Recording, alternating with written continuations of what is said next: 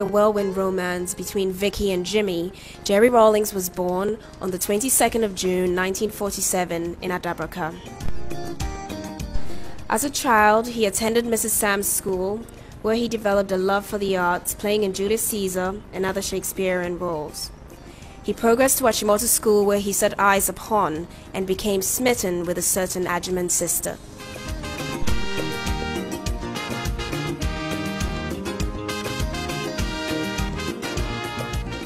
After Achimota School, they went their separate ways. Nana Kunedo went to the University of Science and Technology. While pursuing her degree in interior design, she immersed herself in university life, making lots of friends and taking part in various activities. Jerry John, on the other hand, joined the armed forces to become an Air Force pilot. Flying was his passion, and therefore it came as no surprise when he'd won the Speedbird Trophy for outstanding performance in the flight school. The Speedbird Trophy went to Lieutenant J.J. Rawlings for being the best Air Force cadet of the flying training school.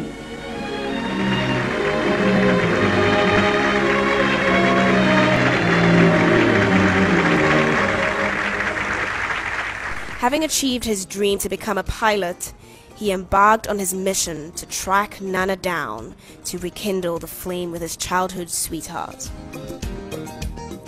After a very long courtship, lasting almost a decade, they got married on 29th January 1977.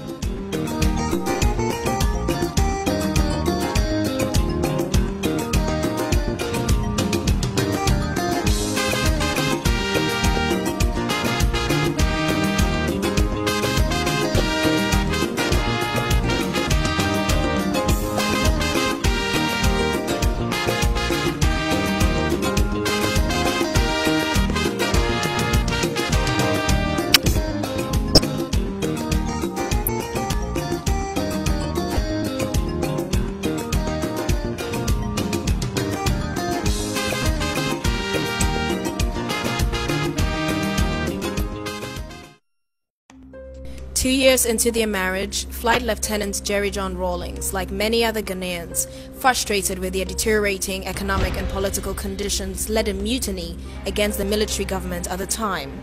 Following an unsuccessful uprising, what should have been a closed military trial was opened to the public in an attempt to make scapegoats of Rawlings and his men. For the first time in Ghana, a group of junior army officers had attempted to pull down a military regime made up of senior army officers. One could say that the abortive attempt had been brought about by extremely compelling factors. The trial of the coup plotters was very revealing.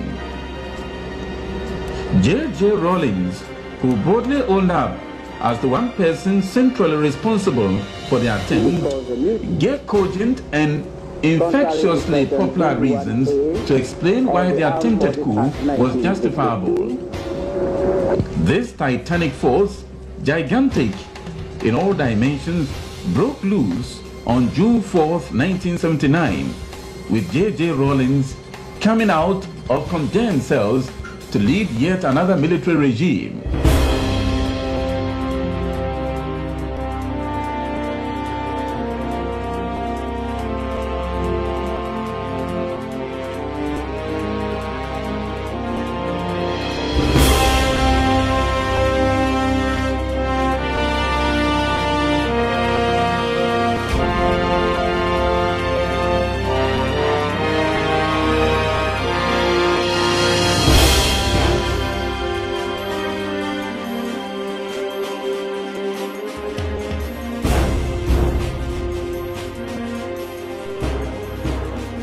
During the AFRC's short stay in office, they underwent a house cleaning exercise of weeding out corruption in the system.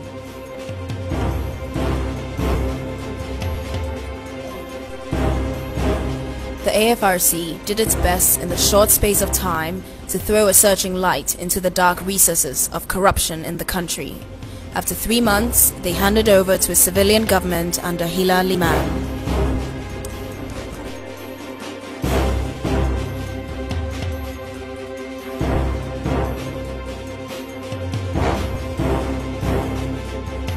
We of the Armed Forces Revolutionary Council during our short stay in power, have demonstrated openly what many people had only suspected before, namely, that the holding of office in government in this country had in almost all cases been used to plunder the wealth of the nation.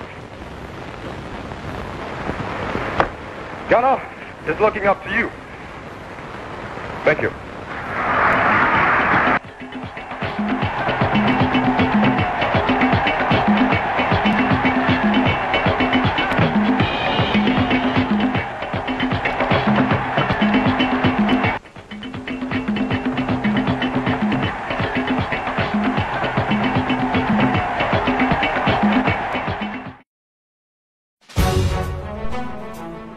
The political and economic situation of Ghana did not improve, and by 31st December 1981, the Third Republic had been suspended to be replaced by the Provisional National Defense Council, led by Flight Lieutenant J.J. Rawlings.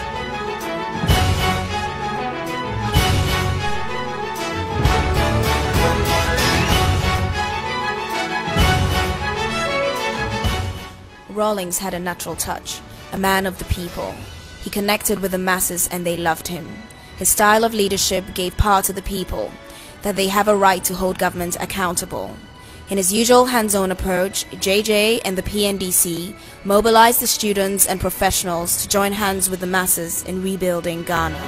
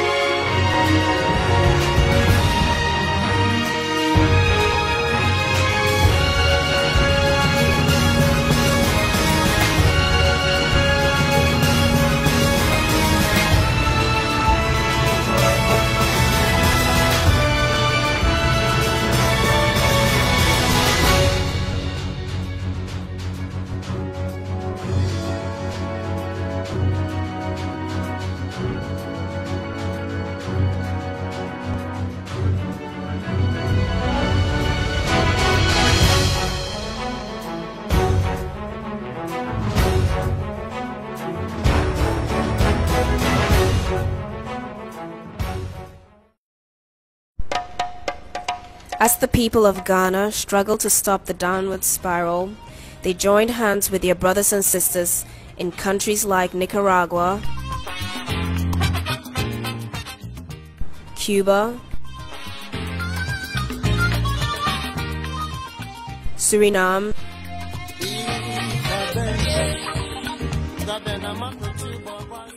and Burkina Faso in what came to be known as Solidarity in Struggle. As part of his visit, he received the Jose Marti Medal for World Peace on behalf of the Ghanaian people and also met with the Ghanaian students in Cuba. The chairman receives the Jose Marti Medal for World Peace from President Castro at a solemn but impressive ceremony. The award underscores Ghana's commitment to world peace and solidarity among nations, particularly those that remain oppressed and degraded by poverty, exploitation, and unprovoked aggression.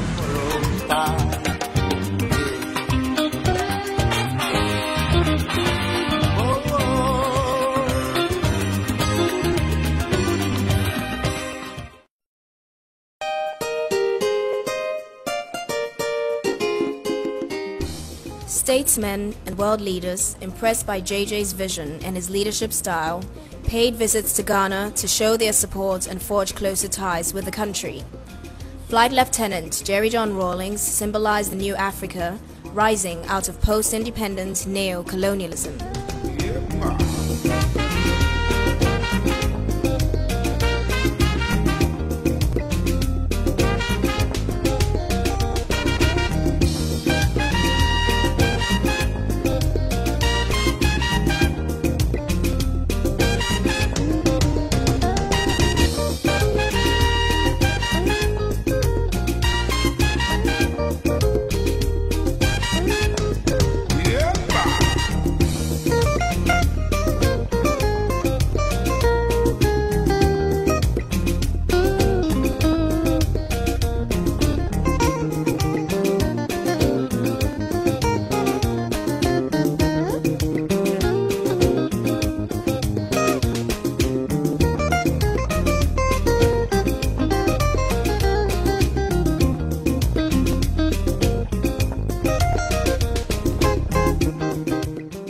The struggle for Africa's liberation that began with the Founding Fathers was not to be forgotten. The former President of the Republic of Tanzania, Julius Nyerere, was awarded Ghana's highest honor, Order of the Star of Ghana, for his contribution to Pan-Africanism.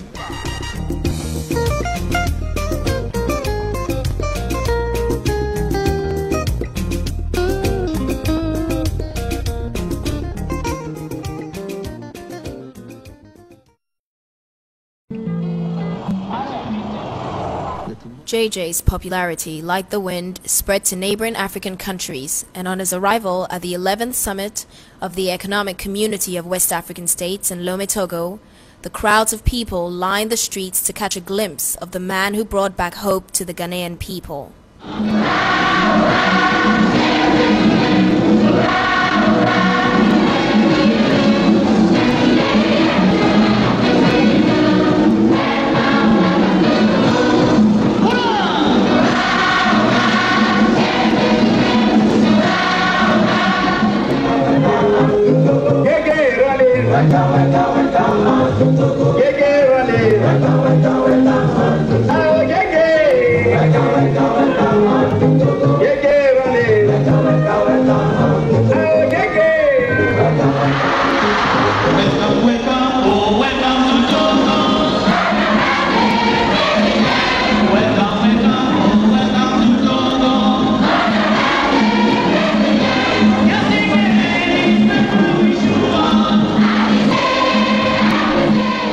At this summit, West African leaders continued with the objective for an economic community.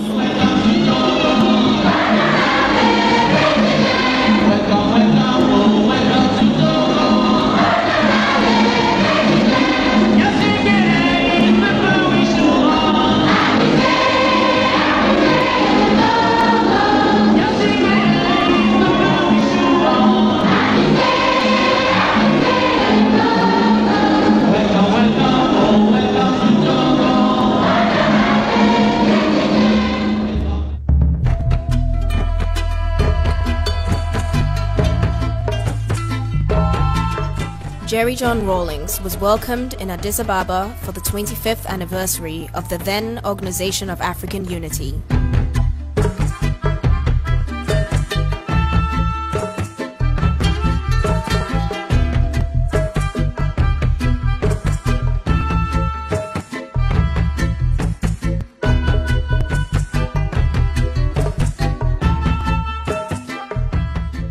He reiterated Nkrumah's dreams of Pan-Africanism and the continued struggle for a united Africa. Our country, Ghana, played its modest role towards the inauguration of this organization 25 years ago. The passion of our visionary first president, Dr. Kwame Nkrumah, for continental unity is unforgettable. A united Africa provided for him the only assurance of real independence for us and sovereignty over our vast natural resources. For his vision and passion, he became a prime target for the enemies of Africa. With his view that the independence of Ghana is meaningless without the total liberation of Africa, Dr. Nkrumah subordinated the independence of Ghana to the struggle for the liberation of the whole continent. He paid the price for his visionary zeal and boldness. But his speech on this very rostrum 25 years ago not only touched the hearts of Africa's youth, it still provides the agenda for our continent's liberation. Long live the AU. May God bless us all. Thank you.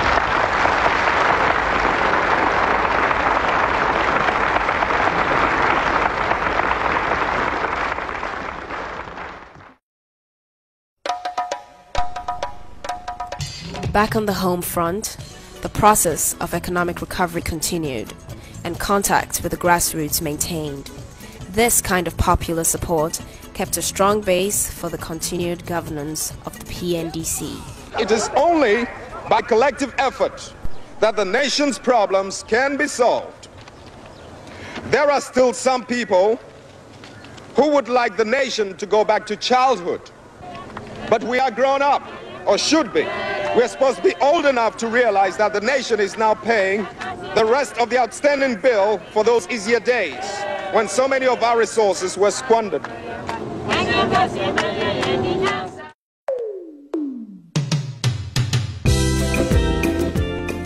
With the willpower of the Ghanaian people, combined with the dedicated visionary leadership of Flight Lieutenant Jeremiah Rawlings, the country embarked on an economic recovery program whose sole objective was to lift the people of Ghana out of economic and political decadence.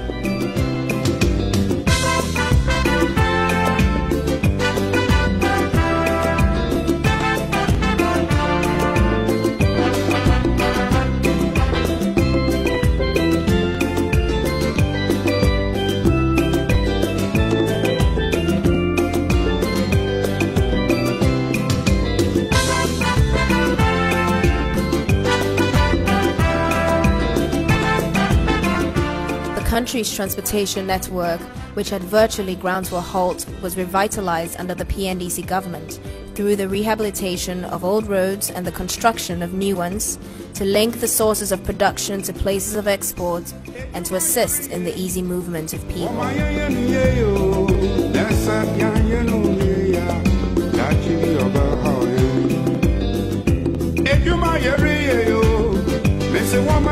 To connect villages, towns and cities separated by rivers and lakes, bridges were also built to make the transportation of goods and services among communities easier.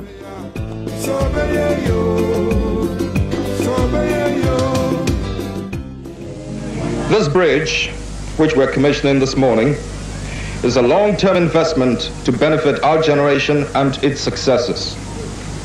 It is only one of many infrastructural projects that the PNDC is undertaking around the country to ensure that the economy does not falter again.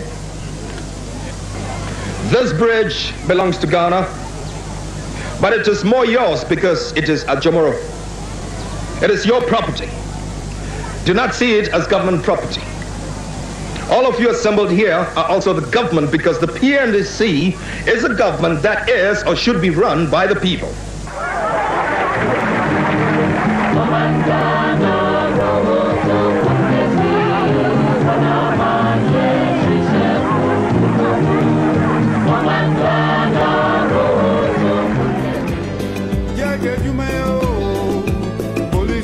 Electricity, which was previously enjoyed by few, was now available to more citizens of the nation.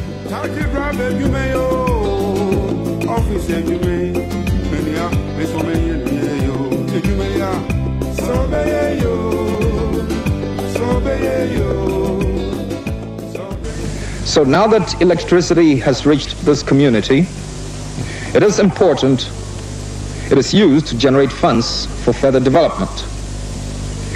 This area, as you know yourselves, is rich in resources.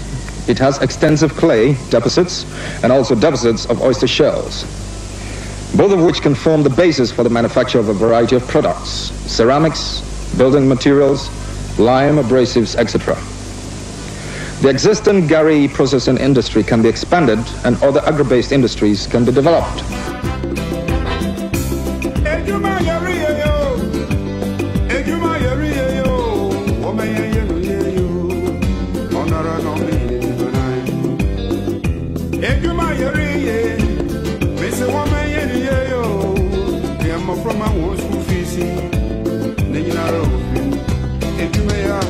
So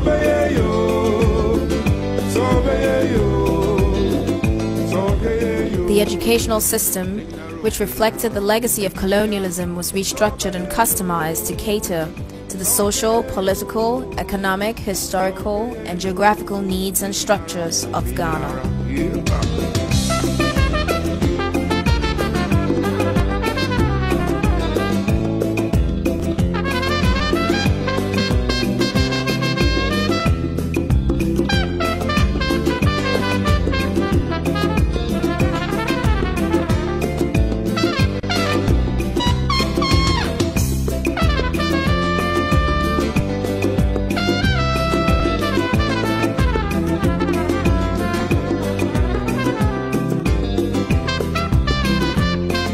Health was a central issue in structural adjustment.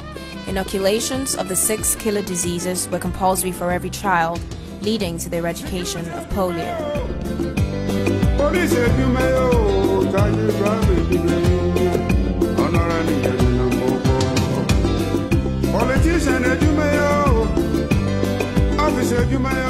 The number of guinea worm cases fell drastically due to consistent education through the primary healthcare system. Bilharzia was another serious disease to be addressed. The dense vegetation growing in rivers served as breeding grounds for snails, which were the primary carriers during the cycle of the disease. Chairman Rawlings got personally involved in the removal of the weeds.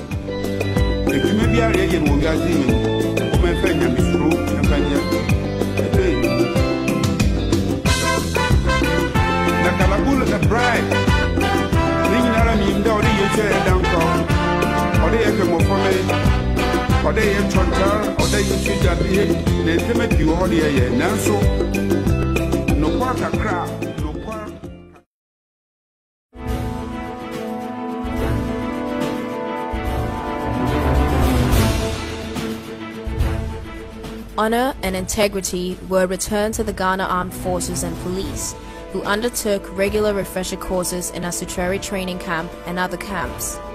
The refresher courses were designed to maintain the alertness of the troops.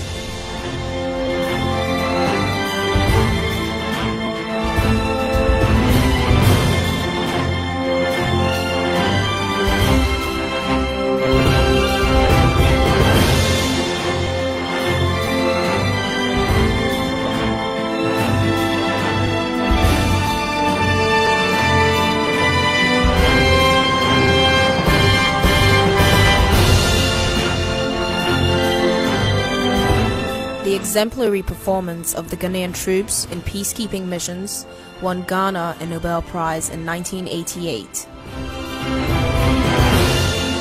Their dedication to their profession was vital in the fight against smuggling and illegal drug trade, diminishing the supply and trade of drugs in Africa.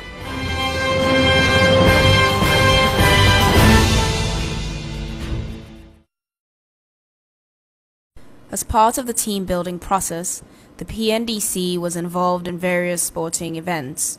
Very clean up, as you can see, it's Banga coming very fast, and then Steve Akufu and Abdullah comes second, and Ahoy first. Ahoy is first, but he's down, apparently exhausted, and he's being helped to the touchline to be worked on. So, Kwame Ahoy first, 30.3 seconds, Dr. Abdullah second, and Steve Akufu third. And that's Kwame Ahoy being worked on there. You're giving some water to drink after that race. He won it beautifully, but because he had exhausted all the strength in him. What was your impression before you started the race? Oh, I looked at the lineup and I knew that it was going to be an easy day. You know, I never had any doubt that I was going to win. It's unfortunate that I fell at the finishing post, but I expected to win. Very fast race again. I can see Arthur Austin running very hard. Behind him we have Chairman Rawlings, but who is going to be first? Kofi Jane is also running very hard. A few of them running neck and neck. Arthur Austin is leading them behind, and that's Arthur Austin breaking the tape, followed by Kofi Jin and Chairman Rawlings in that order. Know your background as a sportsman. I have to give up smoking. You're taking smoking? I have to give up smoking. It's cut out on my stamina. And now we come to the ladies. 50 meters down.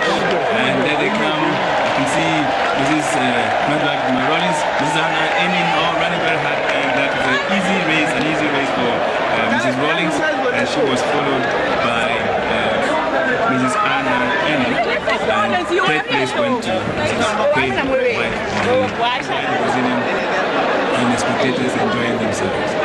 And that's over. We come to the finals of the football matches, and this is between teams A and B, made up of PNDC members and PNDC secretaries all mixed up. Now you can see the team A players playing from right to left,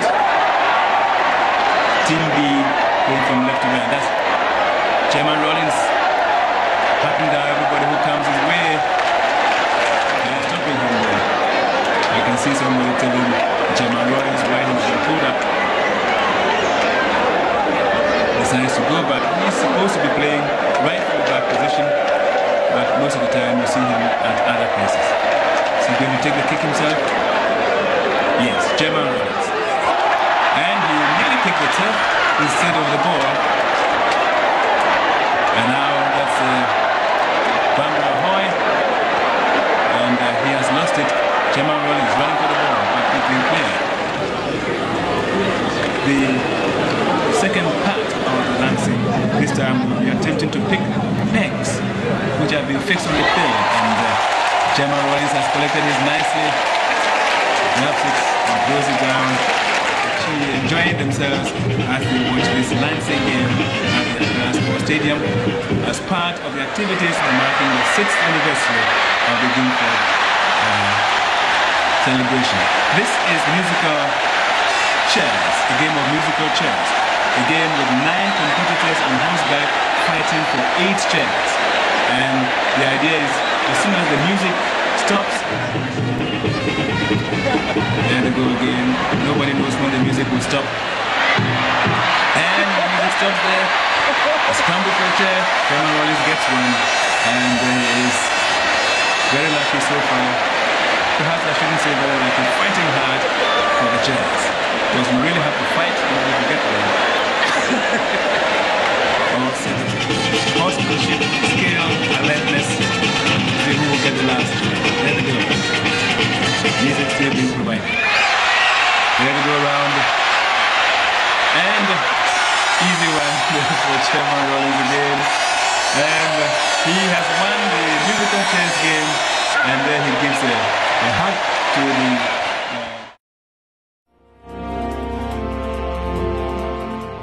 And on June 4th every year, the flame was lit in memory of fallen heroes.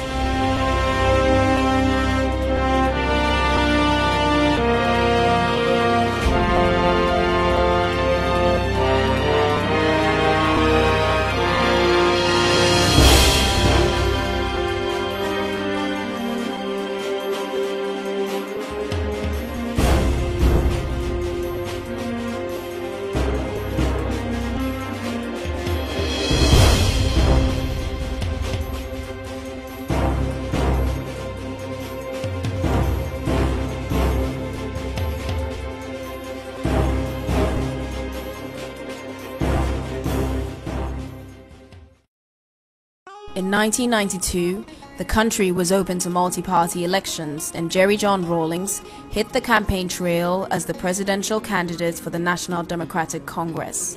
The NDC has a vision of social development, economic justice, integrity, and accountability. As he spoke on the podium, "This country is not going back. She's moving only forward." It was clear that JJ was still a man of the people. He continued to hold true to his beliefs that enabled him to rise up against the economic injustice of the 1970s. When we took over the reins of the economy, ladies and gentlemen, also places like that were dead. AGC was producing what? Half or 1/3 the current volume. 1/3 the current volume.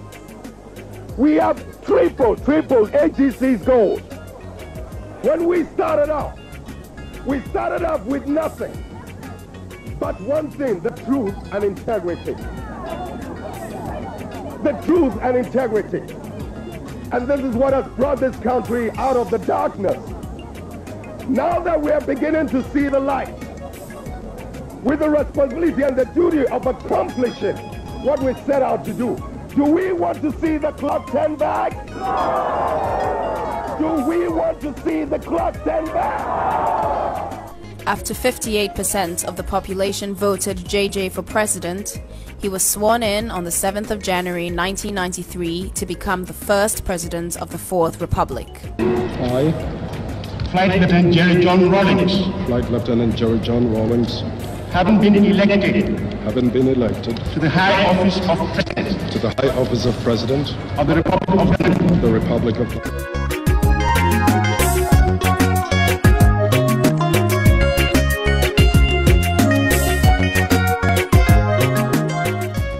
And in 1996, President Rawlings and running mate Professor Atta Mills were on the road campaigning for re-election, which they won. This victory is not a victory to sleep, it's not a victory for laziness, but it's a victory to work even harder.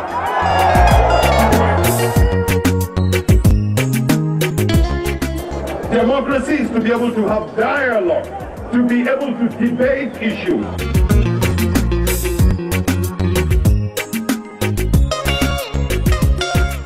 Together with Cabinet, the President and Commander-in-Chief determined general policy of the government.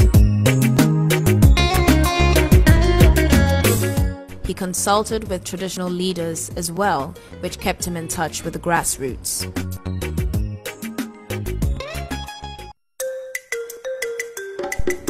During Jerry John Rawlings' tenure in office, a mausoleum was built in honor of the late Osagyefo Kwame Nkrumah. Kwame Nkrumah was not perfect, and I may be one of the most critical people about certain aspects of his government.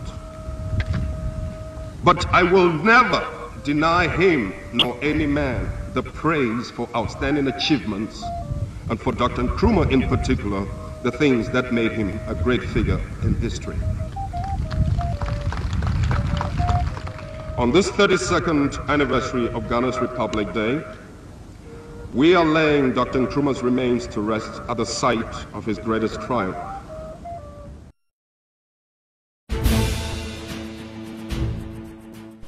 After 7 years of fighting in Liberia, stability was returned after Ghana contributed troops to a multinational force created to end the conflict.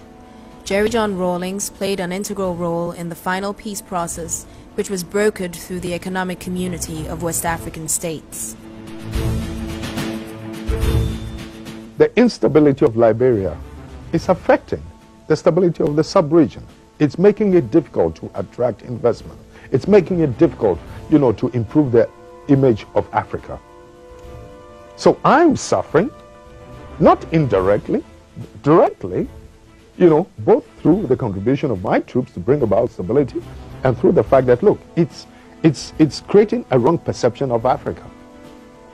So we have a moral obligation to do what we can to bring about the necessary stability, because we are all being judged, all of us, despite the efforts we're making. We're all being judged just by, little things happening here and there.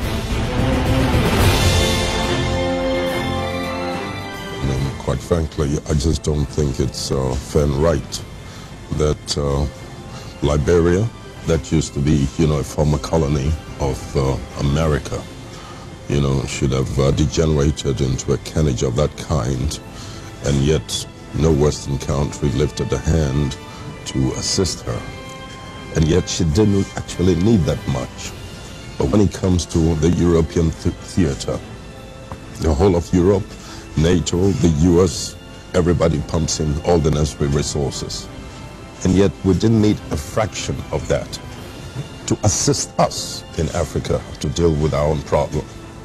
And it's not as if we were not making, our own efforts as members of the ECOWAS community when we put together some troops to move into Liberia and to stop the carnage. We didn't have enough resources.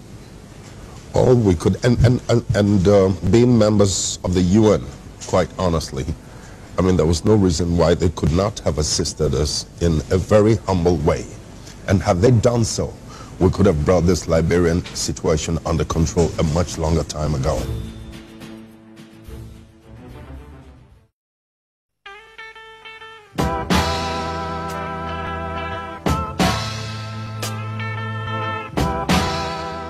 The hard work of the 1980s built a strong base for Rawlings to go to many countries to promote the good name of Ghana for viable foreign direct investment.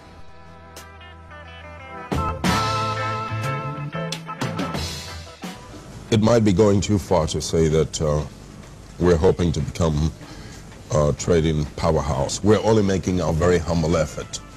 But the point is that precisely because of the political stability that we've enjoyed in this country, I mean, the world has virtually come to our assistance, led by the IMF and the World Bank, as well as some of the other Western communities, in order to help us lay the foundation for a developmental takeoff.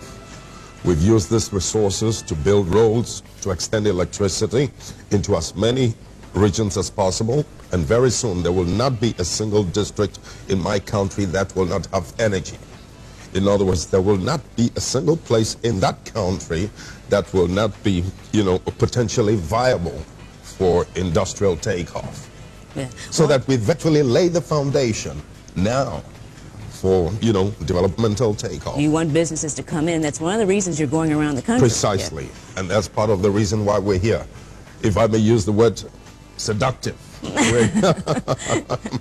We're here to seduce as many American businessmen as possible to recognize that, for all the efforts that we've made, I think it's only obligatory on their part to do what they can to invest in my country. In the process, he was given awards and the keys to various cities for putting Ghana back on the map.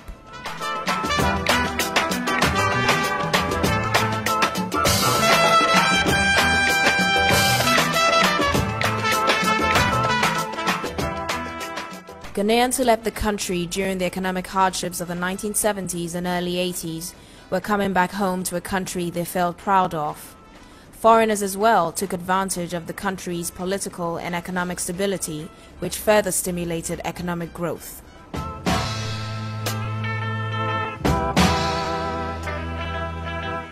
Ghana was once again recognized as the gateway to Africa. Among various world leaders were President Bill Clinton and the Queen of England, who paid visits to President Rawlings to acknowledge Ghana's key role in Africa's development as a whole.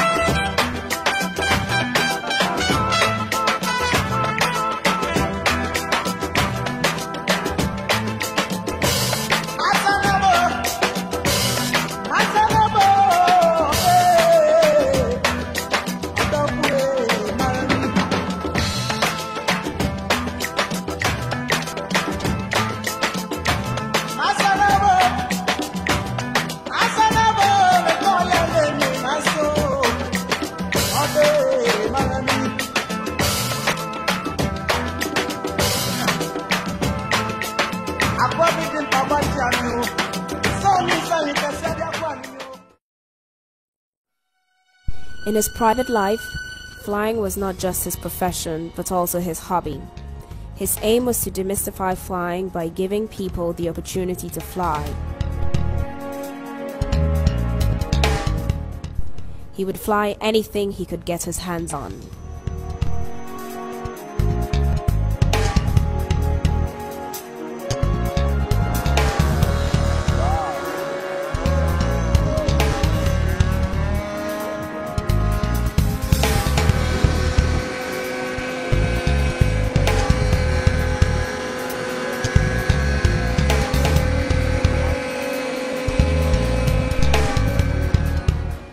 Jerry Rawlings, your wife, children, and little Leilani wish you a happy birthday and thank you for being you, for your love, your honesty, your humor, and for being the coolest dad and granddad ever.